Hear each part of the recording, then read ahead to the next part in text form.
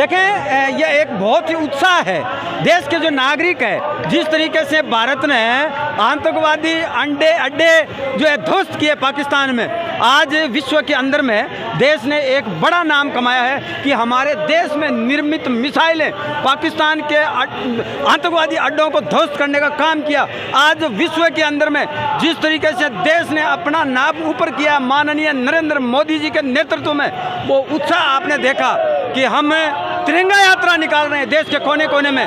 उसी क्रम में आज जयपुर में भी सभी धर्मों के लोग, सभी समाज के सभी सेक्टर के लोगों ने हिस्सा लिया और हजारों की तादाद में आज लोगों ने ये रैली निकाली और उत्साह दिखाया कि किस तरीके से हमने पाकिस्तान को ध्वस्त करके विजयी श्री प्राप्त की और जिस तरीके से पाकिस्तान को हमने मजबूर कर दिया कि उसने अपनी जान की भीख हमारे से मांगी। और निश्चित रूप से हम भारतवासी दया रखने वाले लोग हैं, हमने उनको दया दी और स्ट्राइक को रोका।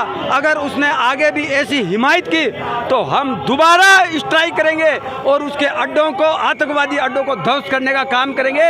ये आतंकवादी चाइना, पाकिस्तानी, अजरबैजान और तुर्की के लिए बहुत बड़ा संदेश हमने दिया है।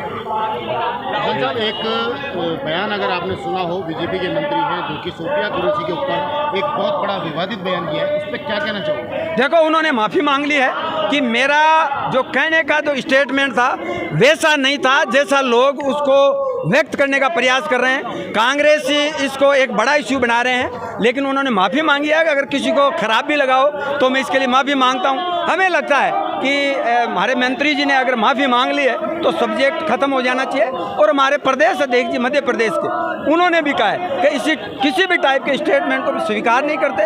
हमारे मंत्री जी ने माफ़ी मांग ली है और अगर ऐसा किसी को दिल को खराब लगा है तो एक बार और भी दोबारा माफ़ी मांगने के लिए तैयार है। तो ऐसा लगता है ये विषय अब खत्म हो गया है। ऐसा नहीं लगता उन पर कार्रवाई होनी चाहिए आपके हिसाब से?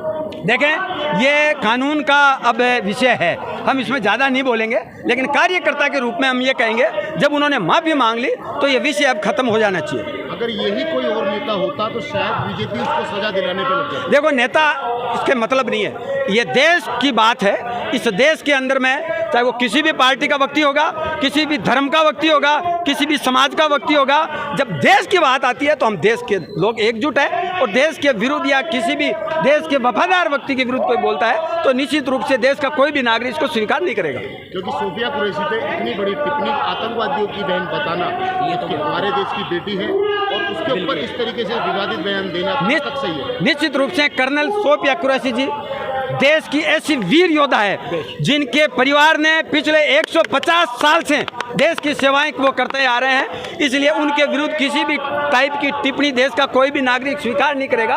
क्योंकि बात आप मंत्री जी, मध्य प्रदेश के मंत्री जी की करें, उन्होंने माफ़ी मांग ली है तो ये हमें लगता है कि विषय खत्म हो जाना चाहिए।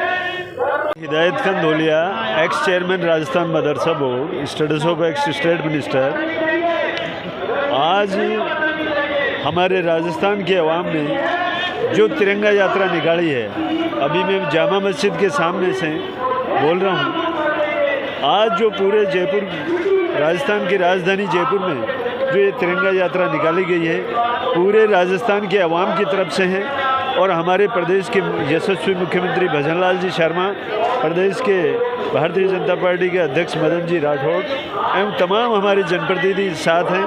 और भारत की सेना को जिस प्रकार से हमारे देश के प्रधानमंत्री नरेंद्र जी मोदी ने जो एक खुली छूट दी, जिस प्रकार से आतंकवादियों ने हमारे पुलवामा के अंदर निर्दोष लोगों की जो हत्याएं की, जिनका सिंदूर लूटा, उस सिंदूर का बदला लेने के लिए हमारी फौज को, हमारी सेना को जो छूट दी और उस छूट के बदौलत और नरेंद्र जी एवं उनकी सरकार की जो एक जुबान जो पूरे देश के आवाम की डिमांड थी उसके मुताबिक फैसला करके पाकिस्तान में जो स्ट्राइक की और पाकिस्तान में जितने भी आतंकवादियों के अड्डे थे उनको एक ही झटके में नेशो नाबूद करके सिंदूर का जो बदला लिया, उसके लिए हम भारतीय सेना का आभार व्यक्त करने के लिए आज तिरंगा यात्रा के रूप में राजस्थान की आवाम निकाल रही है। इसके लिए हम राजस्थान की आवाम की तरफ से भारत की सेनाओं का दिल की गहराइयों से हार्दिक आभार व्यक्त करते हैं। और जो भी हमारे शहीद हुए हैं उन वीरांगनाओं को, उनके शहीद परिवारों को हम सांत्वना देते हैं। हम पूरा देश उनके साथ है। बहुत बहुत धन्यवाद।